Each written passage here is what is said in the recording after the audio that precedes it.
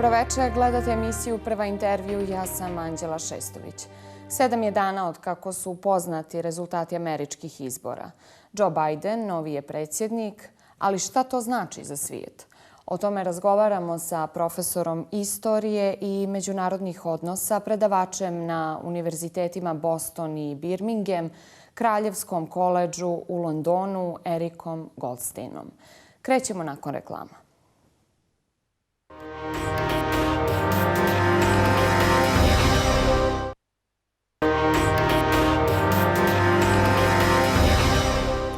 Ponovo smo u studiju. Gost emisije Prva intervju je istoričar i profesor međunarodnih odnosa Erik Goldstein. Mr. Goldstein, good evening. Thank you for being our guest. Thank you for having me. So, we'll talk primarily about American elections. Last month, we used to listen that American elections will change the world, that after them, everything will be different. What will be different? Do we expect a lot? I think there are always high expectations when there's a change of administration, given the nature of how it happens. The dramatic change will be domestically to begin with, and always it's domestic politics that's going to be the focus of the administration. The COVID crisis, the economy, and also the transition from the Trump administration. But there will be an early focus on foreign affairs as well, and President-elect Biden has already signaled that in his very first speech about the United States rejoining international commitment, and therefore an engagement with problems internationally. And I think that is already a signal that there's going to be a higher degree of American attention to international issues. Mm-hmm. What are the problems facing America? What are the problems that Trump's administration left behind, and what's Biden's plan to deal with them? The Trump administration, in terms of foreign policy, was following a policy of much more unilateralism rather than working with the established multilateral partners, NATO, for example, the United Nations and its organizations, and a collaborative relationship that listens to its partners and other states in the world. That will change, I think, very dramatically under a Biden administration, and his track record, his history of engagement with international relations, and his personal network from over 40 years involvement is going to allow that to happen much more easily. He knows a lot of the international figures. He knows how the international system works. Problems to address are very much the same as many countries. The first is how to deal with the pandemic. And from news earlier today, maybe just how to make certain that vaccine is delivered, not only domestically, but internationally, because this is a global problem. One country alone isn't going to be able to insulate itself. That will be the first issue. Already announced this morning a team of people to deal with that. Climate is a longer-term issue, and he's already signaled a desire to be involved with how one deals with that. That will be another immediate problem. Rebuilding a better communication in the NATO alliance is going to be a key aspect, and that will simply involve key personnel involvements and the signals of engagement. But that, I think, can be relatively easily restored because it is such a collaborative organization already. But it does require U.S. leadership, and Biden will, I think, make clear the U.S. is willing to play that role. And then there are issues in other parts of the world, such as Asia-Pacific, and security issues arising there. Mm-hmm. We have heard those are the initial issues. Mm-hmm. We have heard some of Biden's promises, among other things, that he will unite America. What does it mean? How difficult it will be for him? I think it's a challenge that every president has. People have talked about a very divided America, but the country is always in some ways divided. The scale of what one just witnessed always has to be seen. Almost 150 million people voting over a geography that I occasionally use the example of the distance from the East Coast to the West Coast equals the distance from London to Baghdad. It's a large, confide country, and it's always a challenge to keep it unified. The name is not accidental, the United States, but there are 50 states, and each one has their own diversity. That's where the qualities of leadership come in, and I think that's why the vote ultimately went to Biden, because his role has been as somebody who reaches a large number of parts of the population and can be seen as somebody that is accepted as a leader. And he's indicated that he wishes also to build his leadership team to reflect the diversity of the country so that there are not excluded groups, which otherwise always does cause tension. We cannot deny that Donald Trump received a huge support on the elections. More than 70 million people voted for him across America. How do you comment on this? Again, in the division of how people think about things, and I'm going also partly on information that's been published so far, but it aligns with almost every previous election. Ultimately, it's about the economy, and people's concerns about their own economic welfare will have a serious consideration. And many people felt they had benefited from the Trump era and liked his approach to the economic conditions. Others obviously felt very strongly the other way. But clearly, that is an issue that President Biden and his administration is going to be very aware of. And that's also reflected in the Congress that was elected, which reflects the same diversity of opinion at each lower level of the electorate. Who are people who voted for Trump? What do you think?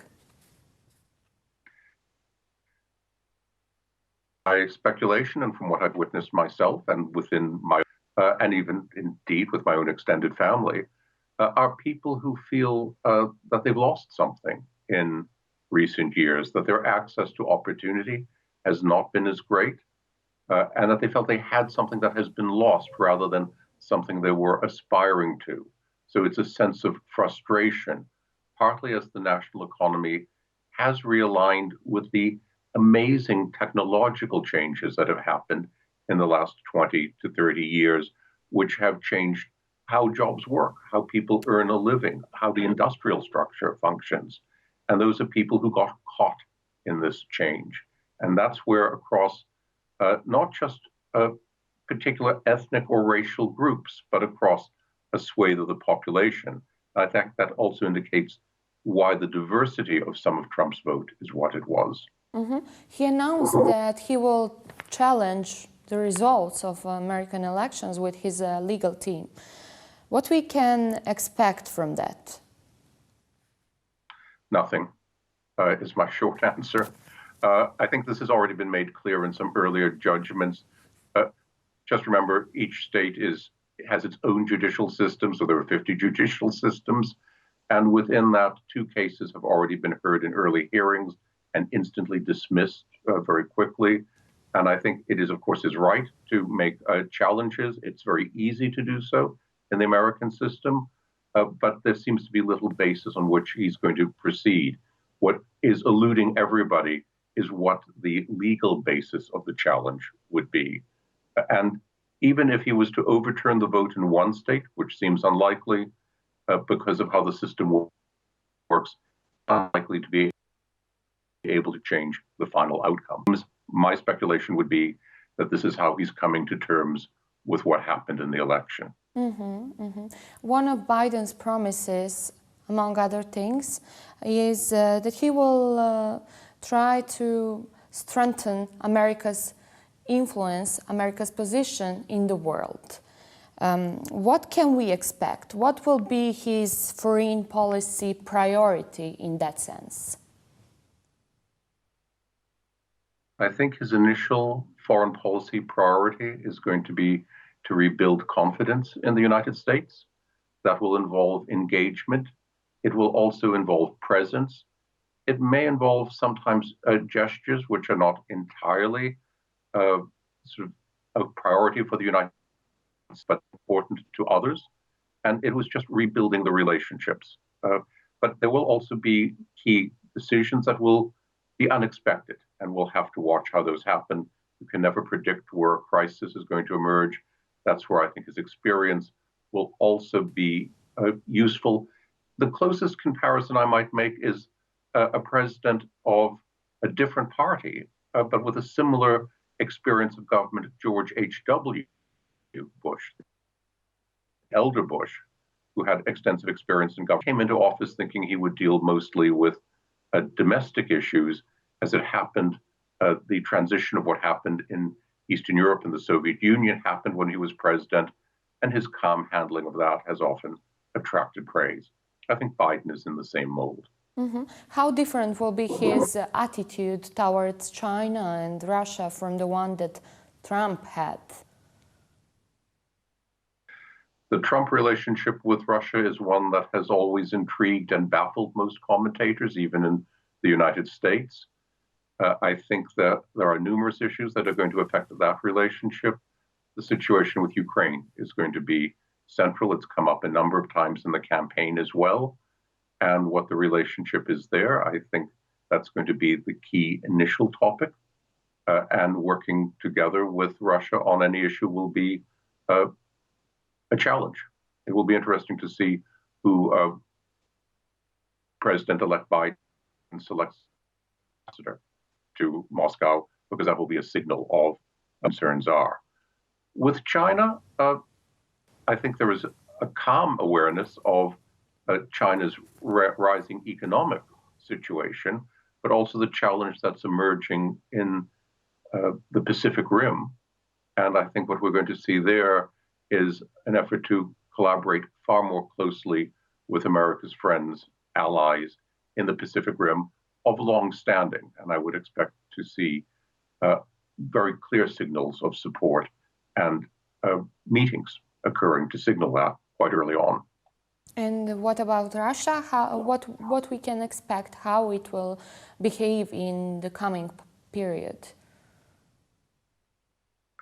I think how Russia will behave is always an intriguing question. It was often said in Western analysis, Russia is often a mystery or a riddle. And I think that remains for how Western analysts understand Russia, always a curiosity. But in the end, I think one expects that there will be a rational interest in the national interest, and Russia is not looking for a hard confrontation with the United States. But I think it's that Russia be seen, be respected as what it is, a major international actor and a major state.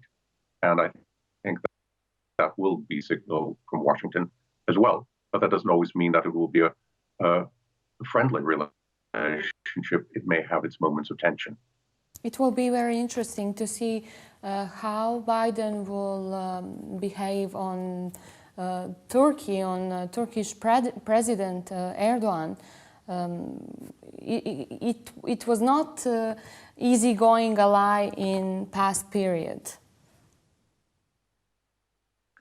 Now, the relationship with Turkey has been particularly complicated, and I think one of the changes that Washington has been slow to adapt to is the change in Turkey and its own change of political leadership. And President Erdogan and his approach to both domestic and international politics bears more resemblance to President Trump, maybe to Prime Minister Orban in Turkey. In Hungary, but I think the new government in Washington is going to have to think about where its lines are in the Eastern Mediterranean, particularly in relationship to the Syria conflict. But in the end, one comes down to the fact that within NATO, though the United States is clearly the largest military force in NATO, Turkey is the second largest. It is a significant player in the region. And Washington's very aware of that. Joseph Biden is someone who really well knows the situation in the Western Balkans. What will America's return to the Western Balkans look like? Will it happen at all? I think it's useful to remember President-elect Biden's experience in foreign affairs. He was elected to the Senate at the youngest possible age, at the age of 30. He's served on the Foreign Affairs Committee for 30 years, which he ultimately chaired. And the significance of that is that he was briefed on everything over these years, following by as vice president for 8 years, chairing the National Security Council. Few individuals will have had so much background information and understanding. So he does understand the situation in the Western Balkans extremely well. And my guess would be that he will be more engaged with what's happening in the Balkans. He does understand the political geography. He does understand the significance. And he also does understand the importance of the NATO alliance. And therefore, there's going to be a combined factor there. I think I would see more involvement in the region rather than less. Mm-hmm. And certainly no offhand comments about various Balkan countries that are not based on factual reality. It will be very interesting to see how America will play its role in the dialogue between Belgrade and Pristina, especially after the Washington Agreement.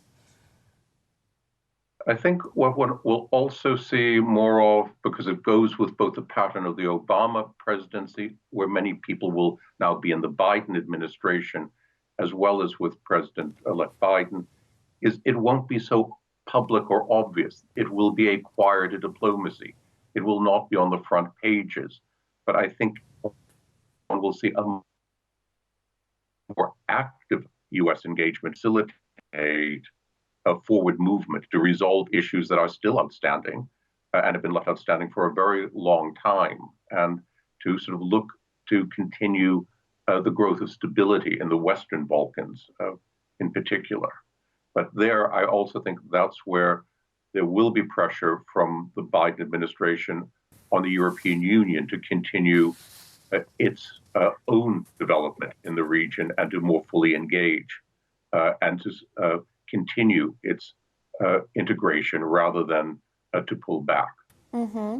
Many people from the Western Balkans cheered for Trump, especially from Serbia, but we have it here as well in Montenegro. How do you comment on that? I think Trump has an ability to appeal to people. He is, when you actually listen to his speeches rather than just maybe the reports of them, often is hitting certain nerves. He has an ability to get to the heart of certain issues. One can debate whether or not his application of policy subsequently has been effective, but his articulation of key issues is very easily understood. And I think the fact that he was, in his own way, projecting a sense of power and force was also attractive. And I think that was part of his general popular appeal. How important is the election of Joseph Biden for the European Union? I think it is significant. President Trump had a generally negative view of the European Union. It is a view that one hears expressed occasionally in the U.S. It's not necessarily based on a deep understanding of the European Union. And it has to be said, the U.S., which has its own large bureaucracy, is occasionally baffled by an organization that seems to have an even more complex bureaucracy. Of course, the nature of the EU makes that happen in part. But Biden and President Obama both were warning against the dangers of Brexit. They were clear that they thought it was not in Britain's interest or the U.S. interest or Europe's. Brexit is now coming to its final conclusion at the end of this year, and we await to see how that will work. And that is tied up with issues, I'm sorry it's connected in this way, of Ireland. Ireland is an important member of the European Union. To the United States, the Irish settlement is very important. It's personally important to President Biden because he has mentioned this many times for family history, and therefore keeping the EU strong in that process is going to be important. But that's going to have implications across the continent because Biden will indicate support for the European Union and clearly sees it as the key to keeping stability in Europe because it provides economic stability. Mm-hmm. And that, of course, would be the basis for general security, which is in the U.S. interest as well. How do you assess the role of Russia Iran and China in the American election process. We had some hacker attacks, we had some media influence. Also, we know what happened, what influence Russia had on last American elections 4 years ago. How do you comment on this? I think what happened this time was there was a far greater awareness that there might be internet interference, more direct attempts at election influence. I think there are always attempts to influence elections in countries that other countries are interested in, but it had reached a new technological level and a new ability to do so remotely, which the internet allows. And I think this time, in many ways, it had less impact because the US was better prepared for it. The US cybersecurity forces were clearly at work on this. And I think it had far less impact than it might have had 4 years ago. I think people are very aware that it might have been happening. And so there was a greater attention to the quality of the news that people were hearing. People were just more alert, generally. Mm-hmm. Mr. Goldstein, how do you see the role of Kamala Harris? Kamala Harris is very much an interesting political figure. She has a strong political background. She has an interesting background, of course, which helped her electability. She is very much a voice of the moderate center of the Democratic Party, where President Biden himself is from. That has perhaps the broadest political appeal. It helped. She is symbolic of a new generation in politics, of also the integration of new groups into the political process. Her mother having been an immigrant from India, her father from Jamaica, a mixed racial background. She combines in herself a number of voices of the American identity, but she also has extensive administrative experience. She ran the judicial system in California, a large state, 7th largest economy in the world, and has more recently been a senator, which means she has links to that body, which is needed in the new government. She will be part of the voice of the new administration to help articulate policies and help bring together the popular support that's needed to make the changes they're hoping to make. Mm-hmm. Mr. Goldstein, we will be back soon after a set of advertisement. Stay with us, please. Thank you.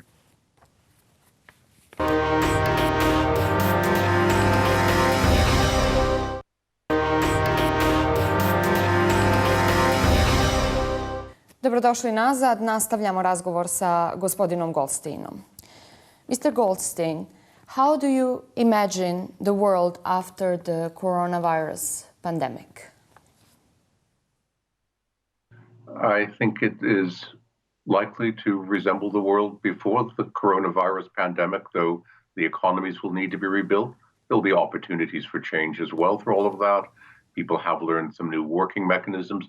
There may be some new efficiencies, but I think, again, the historical perspective, pandemics are not new. There have been many throughout history. We've been fortunate there have been so few in the last century. But after each pandemic, it is remarkable how fast the world returns to what the world looked like before. I hope on this occasion the world remembers what happened and is able to take preventive action to prevent such a disruption happening again. That's why U.S. membership in the World Health Organization being resumed is an important aspect of that. Some thinks that there will be 2 different globalizations. When they say that, what they think? I think people often are talking about globalization, and many things have now been developed that cross borders. I think there are still, of course, national entities underneath, and that is what slows the process of integration. That's why the European Union has been important in dealing with the border issues. And I think that's going to be the big aspect of globalizations, is how easily borders are allowed not to create barriers to development and economic advancement, and how they are put up to slow it down. And I think the regions of the world that will develop the most rapidly and get the most benefit of the next generation will be those with the lowest barriers, and those that will have a much slower development will be those that have put up barriers, perhaps thinking that it helps protect them. But history has indicated that isn't what happens. What three lessons should humanity learn from this pandemic? That global cooperation is central, that sharing information, therefore, is essential, and that scientific effort should be allowed to be as global as possible in order to find solutions in advance of problems happening or rapidly when they occur. It is that side, the positive side of globalization. Mr. Goldstein, are you familiar with the political situation in Montenegro, currently political situation in Montenegro? Can you comment on it? I think in this instance, as in commenting about politics anywhere, it's having a better understanding on the ground than perhaps I have. I do know the complexity, and I do follow the news from Montenegro very closely. And I realize that Montenegro is having its own challenges of both polarization, perhaps, but also external involvement in the politics of the country. But I would also say that my feeling from my reading in the past of Montenegrin history and of the current politics in the country is that Montenegro has resumed its position on the international map and is actually a fairly robust political entity. But democracy always has to be defended, and it's going to be a great challenge. Mm-hmm. Do you think that Montenegro will change its foreign policy course? I think Montenegro, since the last 2 decades even, its reconnection with Europe generally and its reestablishment of its national identity and therefore its growing appearance in international bodies has benefited Montenegro greatly. And I think the reality is that Montenegro is likely to benefit, and therefore governments are likely to continue on the path to growing work with the bodies it belongs to. The key challenge next will be what its relationship with the European Union is going to be, which involves heavily what's happening inside the European Union as well. And that's going to require great patience on the part of Montenegro while the European Union proceeds. But I think that long-term, Montenegro's orientation in foreign policy is going to keep it firmly aligned with Europe, broadly speaking. How do you assess the role of the church in Montenegrin society? Are you familiar with the situation that happened? Yes, I was there a year ago, before the coronavirus, just before, and so I did witness some of the division that was happening as I visited different sites. The role of the church in politics is always an interesting one, particularly in Montenegro. I'm an outsider, but I also am aware that the history of the church from the Montenegro national identity was very important, even in the leadership of the princes of the country early on. I think it's therefore important in the assertion both of Montenegro and its continuity, and I think it's also where possibly some forces may be trying to take advantage of that importance in the national identity. So it's one of the areas that is a challenge for the state. And I think it's one that has not received enough attention externally for what's happening in Montenegro on the division of the identity. It's not happening alone in Montenegro, though it has happening elsewhere where the Orthodox Church has divided into different identities. And that makes one wonder to what degree it's also part of a political agenda somewhere. Mm-hmm. Mr. Goldstein, what are you currently working on? I'm currently working on a book that explains the intervention of the great powers in the region of the world we've just been talking about. Because every great power seems to turn up at one time or another. Historically, as you will know, Austria, Italy, Britain, France, Germany, Russia, the United States, more recently even China. For some reason, everybody turns up in this corner of the world.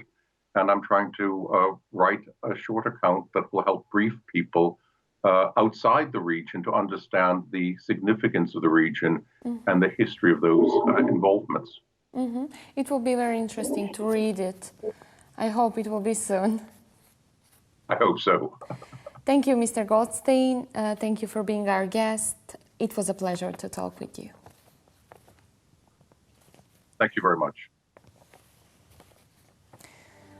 Poštovani gledaoci, bio je to Erik Goldstein, profesor istorije i međunarodnih odnosa Univerziteta Boston. Hvala što ste nas slušali. Laku noć.